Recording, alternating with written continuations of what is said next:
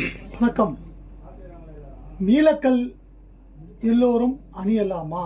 ஏழரை சனி, அஷ்டம சனி, சனிமகாதசை, சனி புத்தி, லாபஸ்தானத்துல சனி பகவான் இருக்காரு.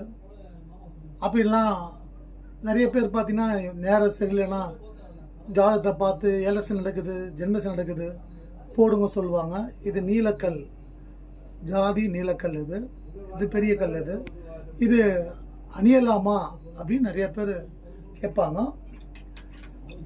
பொதுவாக பார்த்தீங்கன்னா நீலக்கல் அணியிறது மேசராசிக்காரங்க, அடுத்து விருச்சிக ராசிக்காரங்க, சிம்ம ராசிக்காரங்க, கடகராசிக்காரங்க, அடுத்து கும்பராசிக்காரர்கள். கும்பராசிக்கு நீலம்தான் அதிபதி, ஆனால் நீலம் அணியக்கூடாது. கும்பராசிக்கு நீலம் அணியக்கூடாது. பணம் வரவுக்காக மரகத பச்சை அணியலாமா? இது பார்த்தீங்கன்னா எம்ராய்டு கட்டிங் ஸ்டோன். இது ஒரு பெரிய கோயிலுக்கு இது போகுது. பெரிய கோயிலுக்கு இது 2 கல் மொத்தம், இன்னொரு கல் இருக்கு போகுது. எம்ராய்டு கல் எல்லாருக்குமே அணியலாமா பார்த்தீங்கன்னா, எம்ராய்டு புதன், எம்ராய்டுனா மரகத பச்சை சொல்லுவாங்க. புதன் பொன் கிடைத்தாலும் புதன் கிடைக்காது சொல்லுவாங்க. நீங்கள் நெல்லூரில் போனீங்கன்னா எல்லோருமே எம்ராய்டு கல், இது மாதிரி பச்சை கல் போட்டிருப்பாங்க. எல்லாரும் போட்டிருப்பாங்க. ராசி கீசி பார்க்க மாட்டாங்க செல்வத்துக்குண்டு. அது மகாலட்சுமி கல், அது அணியலாம். ஆனால் உங்கள் சுய ஜாதகத்தில் புதன் பகவான் மறைந்திருந்தால், 8ஆம் இடம், 12ஆம் இடம், 3ஆம் இடம் போன்ற இடங்களில் மறைந்திருந்தால் அது அணியக்கூடாது. இந்த ராசிக்கல்லாம் வேலை செய்யுமான்னா, கெட்ட நேரங்களில் போட்டால் வேலை செய்யாது.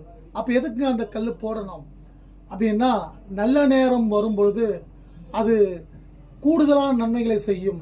கெட்ட நேரத்தில் மேலும் மேலும் மேலும் கஷ்டங்கள் வராமல் இருக்கவும், அந்த கஷ்டங்களை நாம் சமாளிக்கக்கூடிய சக்தியையும் அந்த ரத்தினம் கொடுக்கும்.